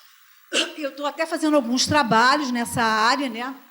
E eu estou vendo assim, eu estou orientando assim, tem que ser pesquisa qualitativa, porque você não capta pelas medidas, assim, se aplica um teste inicial, intervém e faz um pós-teste, uma medida quantitativa.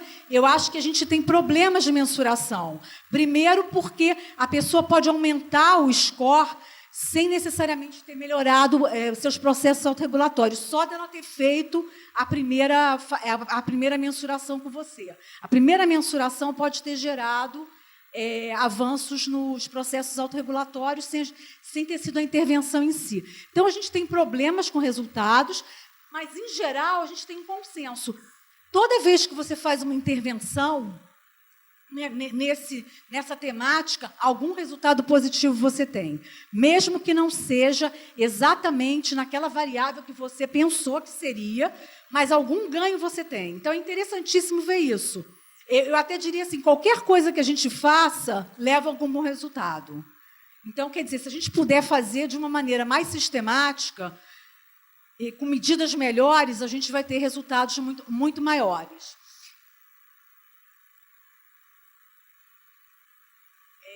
Em relação a esses estudos, eu acho que assim cai na questão, como eu estava falando, da questão de a gente, em que medida a gente tem uma boa medida.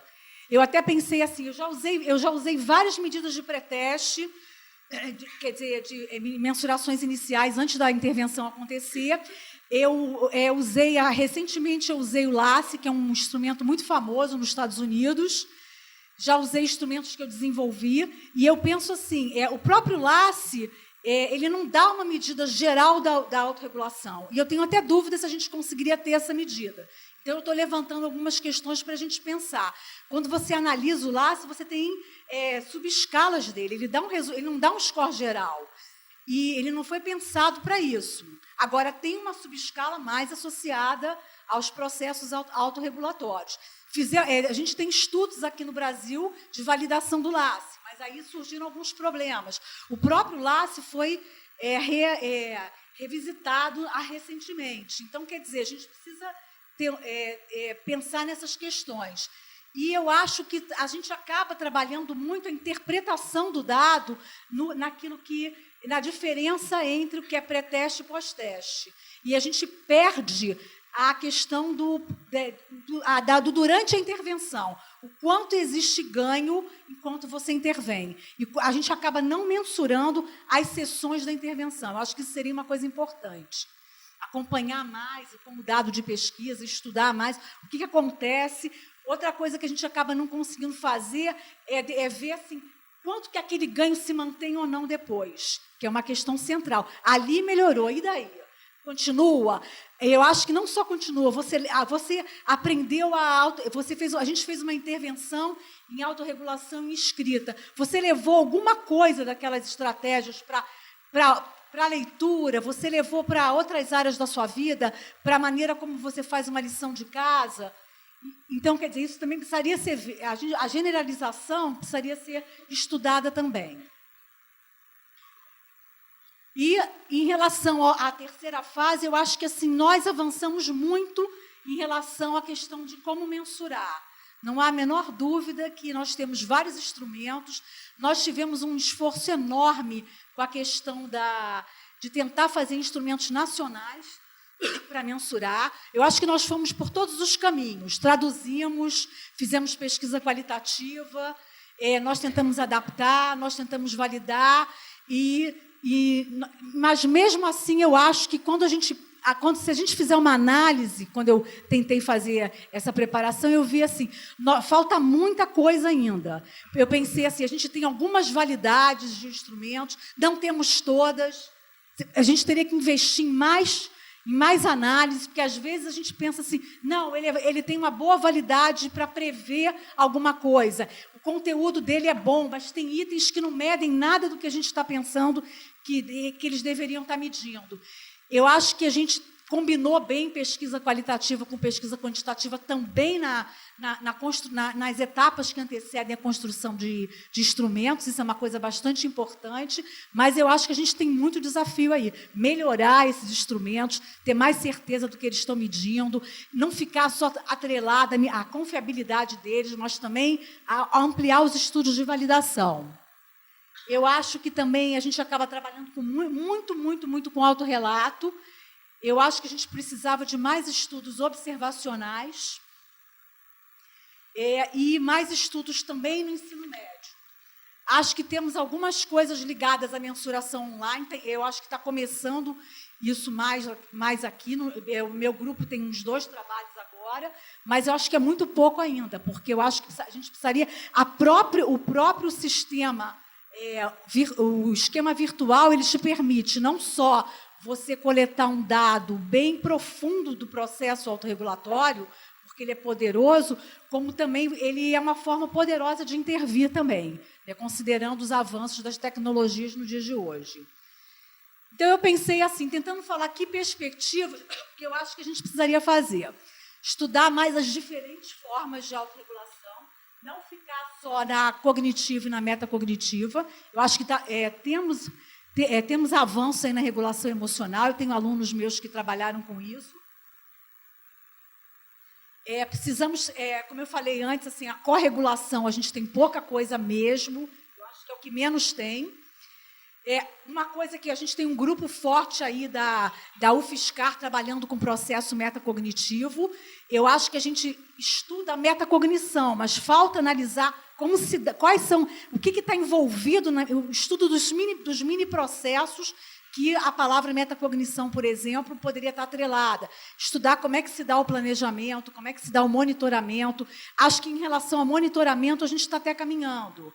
Mas eu acho que precisa mais também. Que eu acho que a professora Ana Maria fala da questão de você ter uma percepção realista de como você está. Né, que eu acho que assim, é o julgamento que você faz, se você é capaz ou não de realizar uma tarefa com sucesso, se você, de fato, fazer um mapeamento dessa capacidade em relação a você ter acertado ou não a tarefa. Acho que a gente precisa investir mais nisso também. Né? E eu acho que precisamos saber, vem cá, qual é o real impacto da idade, do gênero e de outras variáveis importantes demográficas nos processos autorregulatórios. Aplicar esses modelos que a gente vem desenvolvendo em áreas diferentes do saber. Eu acho que isso está acontecendo. Eu tenho sido, inclusive, chamada para bancas aqui na própria Unicamp, nas artes, na música. Eu acho que é uma coisa bem bacana. Os modelos autorregulatórios estão entrando em outras áreas do conhecimento. Precisamos realmente combinar mais a pesquisa qualitativa com a quantitativa, e eu acho que é como a professora Ana Margarida fala, nós acabamos não fazendo tanta pesquisa qualitativa porque a gente acaba ficando com medo de que ela não possa ser publicada. Mas eu acho que a gente tem que encarar esse desafio, porque como medir processo se não dessa forma? Eu acho que precisamos também desenvolver mais modelos nacionais dos processos autorregulatórios, ampliar nossas redes de colaboração, e eu acho que, nesse sentido, esse seminário é muito fértil, porque eu acho que nós vamos poder ampliar Brasil. É a primeira iniciativa da gente colocar junto os profissionais que trabalham nessa direção aqui no nosso país. Vamos nos aproximar também dos pesquisadores portugueses e dos Estados Unidos também. A própria literatura norte-americana está salientando a importância dos estudos transculturais em autorregulação. Eu acho que assim, eu venho defendendo também que a autorregulação ela deveria ser encarada como uma qualidade de vida, um atributo, uma característica, uma vantagem do ser humano. Eu acho que nós, nesse sentido, precisaríamos nos aproximar também da psicologia positiva, porque é ela que vem estudando, ela que vem fazendo uma releitura do ser humano, no sentido assim, ao invés de estudar a dificuldade de aprendizagem, vamos estudar os fatores que fortalecem a aprendizagem? É isso que a gente precisa fazer. O que realmente contribui para o sucesso do aluno? Vamos pensar positivo nessa direção. Então, eu acho que a gente precisaria investir nisso. Por quê? Porque eu acho que assim, o sucesso escolar e acadêmico de um ser humano, ele desobstrui muitos empecilhos no seu próprio desenvolvimento. Então, a gente teria que pensar, e eu acho que a partir daí você tem saúde mental, você tem bem-estar, pelo teu sucesso. Então, eu acho que a gente teria que olhar um pouco mais por aí, tentar traduzir mais as nossas pesquisas em resultados, em aplicações, tentar sempre nos perguntarmos, e daí? Encontrou essa relação? Bacana, mas e daí? O que a gente pode fazer com ela? E aí eu acho que a gente deveria incluir na grade curricular uma disciplina obrigatória sobre autorregulação, não é uma disciplina eletiva. Como é que a gente trabalha a autorregulação aqui? No meu caso, eu trabalho via pedagogia e via assim, uma ementa de um programa que eu coloco esse conteúdo. Eu acho que isso é muito pouco. A gente vai ter uma defesa de tese que mostra, não importa a maneira como eu trabalho a autorregulação, seja ela reflexiva ou tradicional, ela faz a diferença na aprendizagem do nosso estudante, do nosso futuro professor. Eu acho que como uma meta fundamental minha, assim, um desejo, que a gente não precisasse nunca mais intervir do ponto de vista experimental, que a autorregulação fosse uma qualidade natural nas salas de aula, que os alunos já fossem autorregulados. Como é que eu acho que isso pode acontecer? Eu acho que isso só pode acontecer se a gente investir na formação de professores, porque só eles podem fazer isso. Só eles podem multiplicar essas mini intervenções que a gente faz e sai da escola, quando a gente vai embora, aquilo ali não se sustenta. Então, eu penso que a gente tem que trabalhar nessa direção. E, em relação a isso, a gente vai ter uma mesa, acho que amanhã, que a professora Ana está também, para falar desses trabalhos relacionados à formação de professores.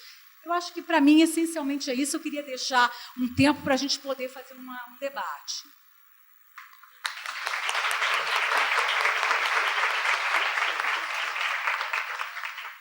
Obrigado, professora Eveli. Bom, nós vamos abrir para as perguntas agora. Eu vou pedir que a pessoa que foi fazer a pergunta se apresentar e informar quem está destinando a pergunta, tá ok? Vocês podem levantar a mão que eu levo o microfone para vocês. Bom dia. Boa tarde já, na verdade. Primeiro, parabéns pelo evento a todos. 2 perguntas. A Ana é de Portugal e conhecendo agora a aprendizagem autorregulada, o que eu conheço um pouco é da Escola da Ponte. Queria saber se ela tem algum elemento que traz uma prática aí para a gente refletir. E segundo, indicações. Como eu sou muito novo nessa história, se teria 1 ou 2, ou até 3 ou mais, enfim, títulos de livros para indicar para quem está iniciando aí nesse espaço. Obrigado.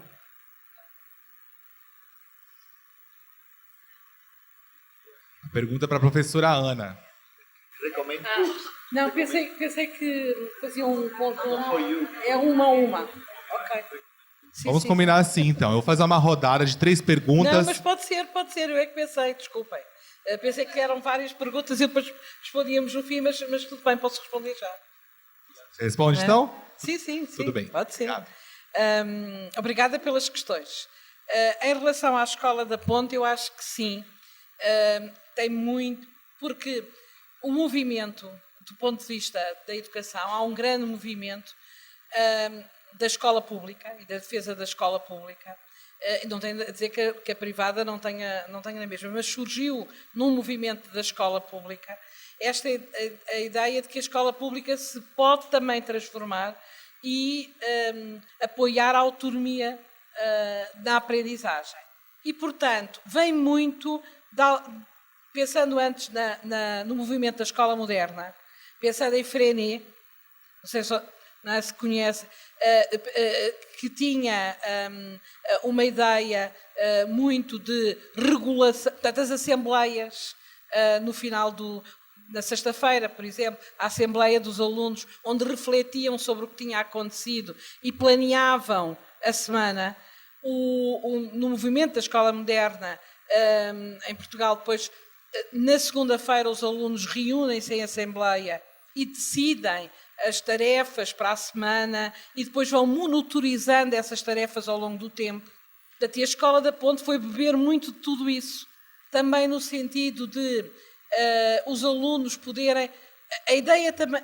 Aprende-se muito que graus, eu vou falar nisso à tarde, que graus de liberdade é que nós damos nos contextos educativos para que os nossos alunos, não é, possam fazer... regular a sua aprendizagem. Para isso, eles precisam de ter graus de liberdade no quê, no como, no porquê, no quando, e, portanto, a Escola da Ponte trabalhou muito nesse sentido. O próprio currículo eles escolhem e têm momentos mais centrados numas atividades, noutras. Portanto, tem todo um movimento educativo, mas é toda a escola que funciona assim. Ou seja, é algo que há um conjunto de docentes que colabora, que elaboram um plano estratégico nesse sentido. Portanto, é uma experiência muito interessante e tomara nós, penso eu, que a escola se possa transformar um pouco neste sentido. Eu li, desculpem-me, não me lembro do nome do autor, mas é sul-americano,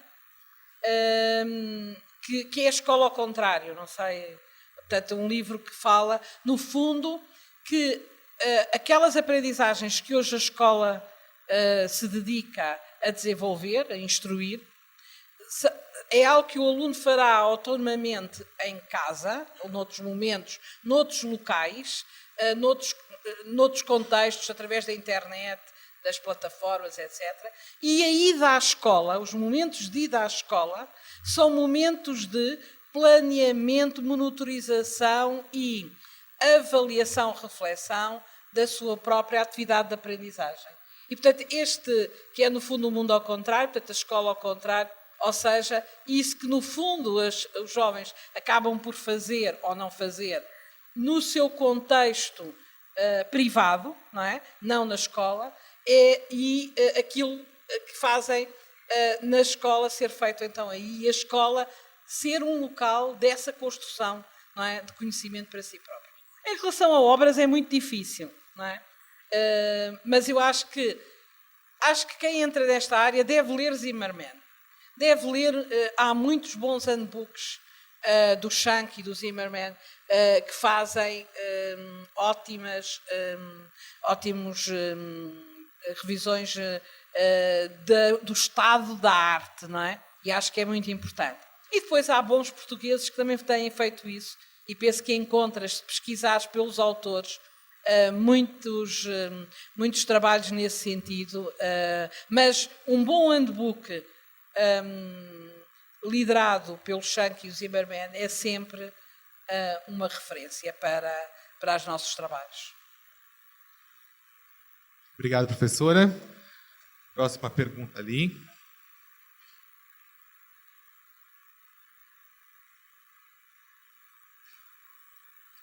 Obrigado.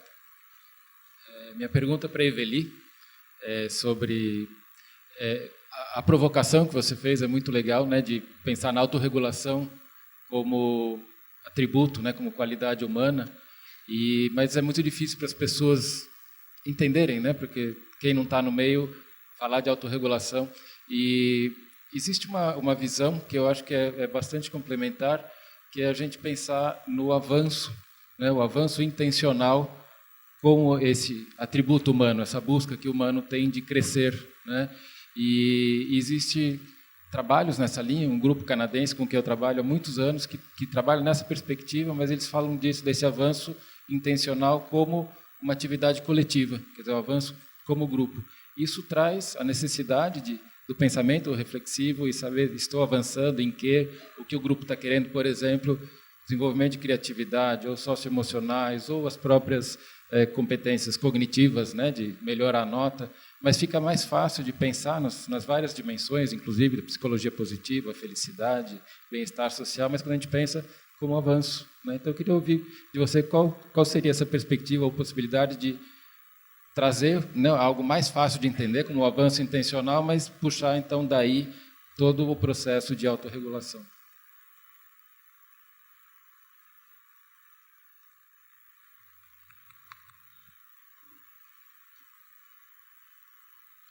Eu agradeço a sua pergunta, muito interessante. Olha, eu acho que, assim,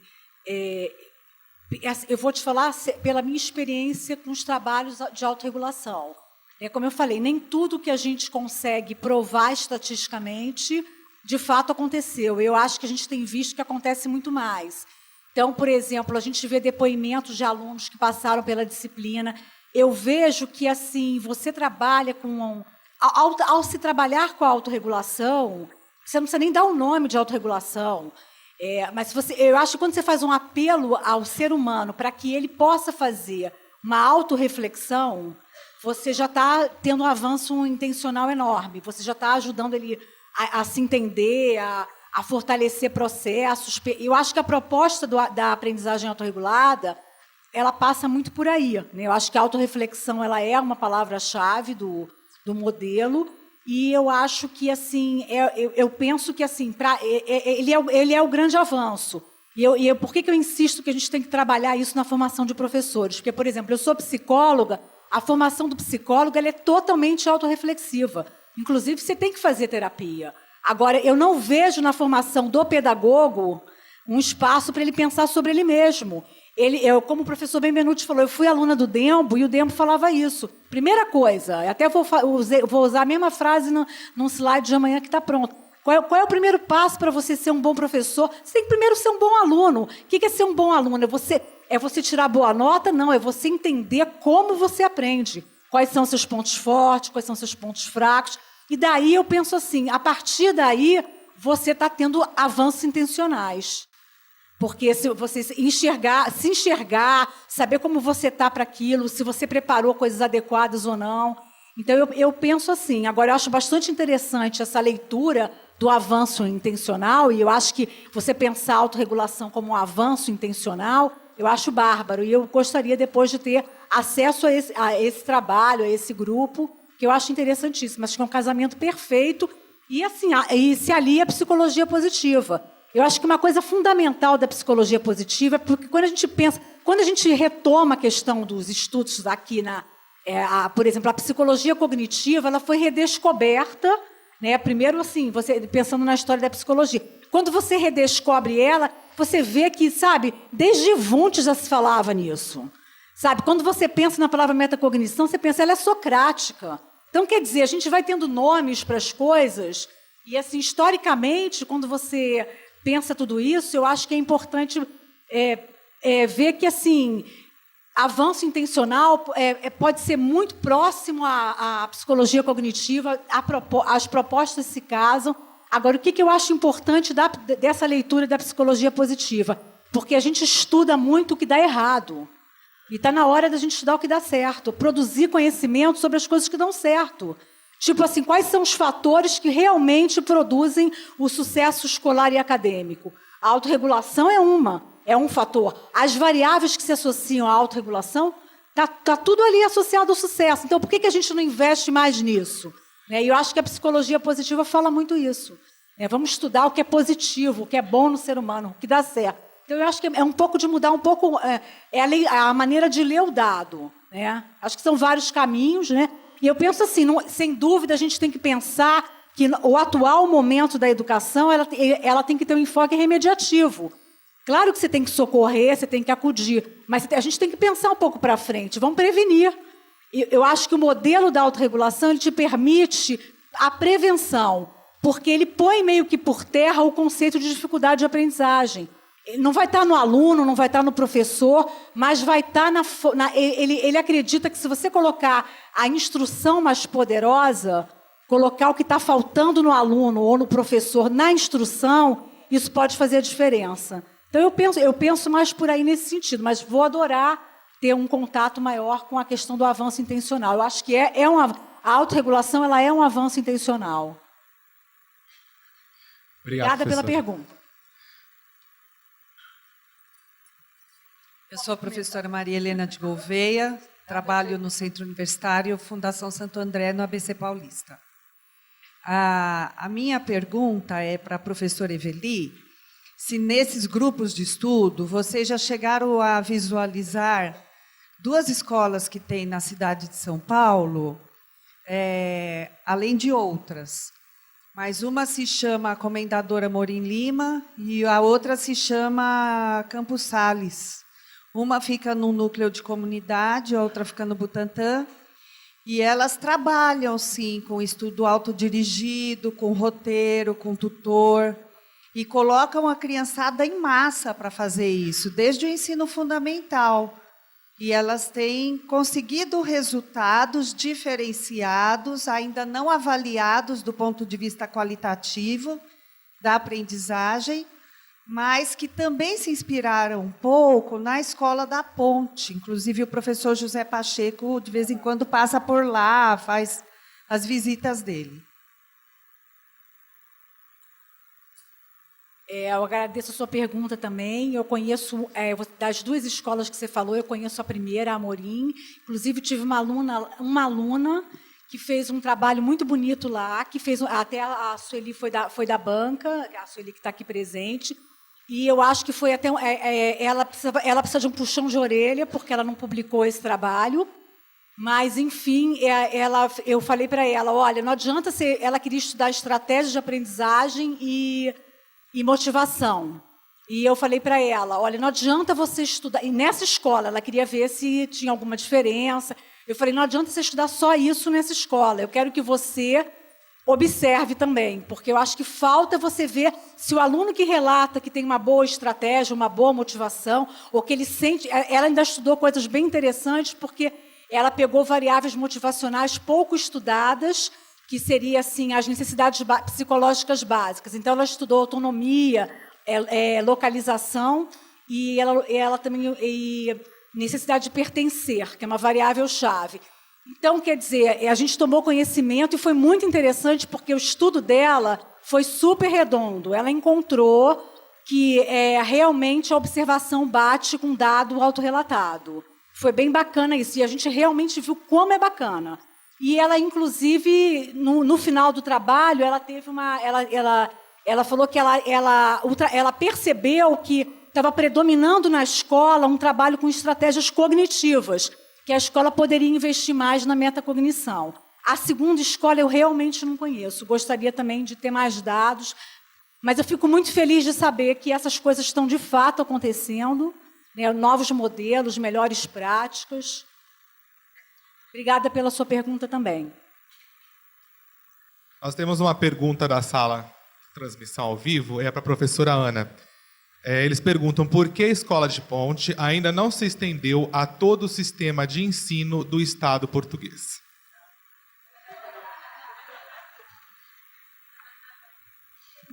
É uma pergunta da qual eu não tenho resposta. Eu poderia dizer várias coisas, por um lado, mas várias que são importantes. A Escola da Ponte, e isso é importante, a gênese, o início. A Escola da Ponte começou porque o grupo de professores que lá estava, porque os profissionais quiseram fazer a diferença. Portanto, começaram a trabalhar de forma diferente, começaram a ter resultados, não é? Que, do ponto de vista do Ministério da Educação, interessa, e percebo que interessa, que tenha resultados. E conseguiram algo que é diferente e é oficial, é uma escola pública, é oficial, organiza-se de maneira diferente, estrutura-se de maneira diferente, tem um projeto educativo próprio. As outras escolas também podem construir movimentos dessa natureza. E, portanto, penso que também, daquilo que eu conheço, enfim, em termos da gente, se deve muito a que os profissionais acreditem que nos contextos onde estão têm sempre uma margem de manobra. Mesmo com as imposições concordantes ou discordantes de cada um de nós daquilo que as entidades oficiais publicam, não é? Nós temos que seguir o currículo, nós temos que estruturar, há determinadas condições, e há momentos históricos em todos os países mais ou menos favoráveis a mais ou menos determinados caminhos, não é? Portanto, isso acontece ciclicamente. Nós, como profissionais da educação, todos nós, temos que acreditar que temos sempre uma margem de manobra e, portanto, fazer um movimento nesse sentido, não é? Por exemplo, numa escola onde os professores não colaboram e em que a direção não dá tempo para essa colaboração nem espaço. Nós podemos, e estou a contar isto porque são realidades, começar com um grupo de 3 ou 4 professores que o fazem fora do tempo de trabalho, que depois vão disseminando os resultados dessa colaboração, que vão tornando público dos órgãos do seio da escola exatamente os resultados disso, que vão fazendo conferências, vão aos grupos de departamento referindo esses aspectos, até que a própria direção da escola assumiu o trabalho colaborativo como uma função da própria escola, e todos os professores naquela escola, e mantêm isto desde 2010, portanto, há 16 anos, está inscrito na raiz da própria escola a existência de grupos colaborativos para isso. Ou seja, acreditamos ou não que podemos fazer a diferença. É a resposta que eu posso dar. Obrigado, professora Ana. Bom almoço a todos, nos vemos mais tarde.